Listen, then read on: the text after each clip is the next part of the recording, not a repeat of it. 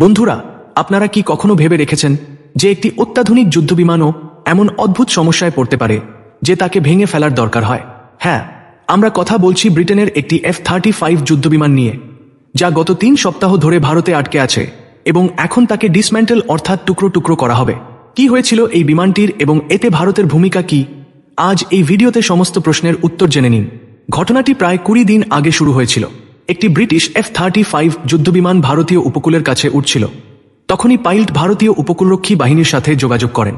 Pilot জানান যে বিমানে জ্বালানি কম হচ্ছে এবং তাকে দ্রুত অবতরণের জন্য একটি ভারতীয় বিমানবন্দরের প্রয়োজন। ভারত তাৎক্ষণিকভাবে মানবিক কারণে অনুমতি দেয়। ব্রিটেন আমাদের মিত্র দেশ এবং আমরা তাকে আমাদের তিরুবনন্তপুরম বিমানবন্দরে অবতরণের অনুমতি দিয়েছিলাম। ভারতীয় বিমান প্রতিরক্ষা ব্যবস্থার নজরদারিতে F-35 নিরাপদে অবতরণ করে এবং তাতে জ্বালানি ভরা হয়। কিন্তু সমস্যাটি এখান থেকেই শুরু হয়। জ্বালানি ভরার পরেও বিমানে একটি প্রযুক্তিগত ত্রুটি ছিল এবং সেটি উঠতে পারছিল না। ভারত ব্রিটেনকে পরামর্শ দেয় যে তারা তাদের বিমানটিকে বৃষ্টি থেকে বাঁচাতে আমাদের হ্যাঙ্গারে রাখতে পারে। কিন্তু আশ্চর্যজনকভাবে ব্রিটিশ কর্মকর্তারা প্রথমে অস্বীকার করেন। তাদের সম্ভবত ভয় ছিল যে ভারত তাদের অত্যাধুনিক F-35 প্রযুক্তি চুরি করতে পারে। যাই হোক, ভারত বেশি জোর দেয়নি। আমাদের কাজ ছিল সাহায্য করা, আমরা করেছিলাম। কয়েকদিন পর ব্রিটেন থেকে ইঞ্জিনিয়ারদের একটি দল ভারতে আসে। তারা বিমানটি পরীক্ষা করে, কিন্তু তারাও অবাক হয়ে যায়। বিমানটি ক্র্যাশল্যান্ড করেনি এবং সবচেয়ে বড় কথা, এটি স্টার্টও হচ্ছিল। জ্বালানি দিলে ইঞ্জিন চালু হয়ে যেত, কিন্তু তবু এমন একটি গভীর প্রযুক্তিগত ত্রুটি ছিল যা তারা বুঝতে পারছিল না। এরপর আমেরিকা এবং ব্রিটেনের 50 জন ইঞ্জিনিয়ারের আরও একটি বড় দল আসে। তারা শেষ পর্যন্ত বিমানটিকে ভারতীয় হ্যাঙ্গারে রাখে এবং গত কয়েক সপ্তাহ ধরে এটি ঠিক করার চেষ্টা করছিল। কিন্তু সমস্ত প্রচেষ্টা ব্যর্থ হয়। তারা এই আধুনিক বিমানটির অভ্যন্তরীণ সমস্যা খুঁজে বের করতে পারেনি।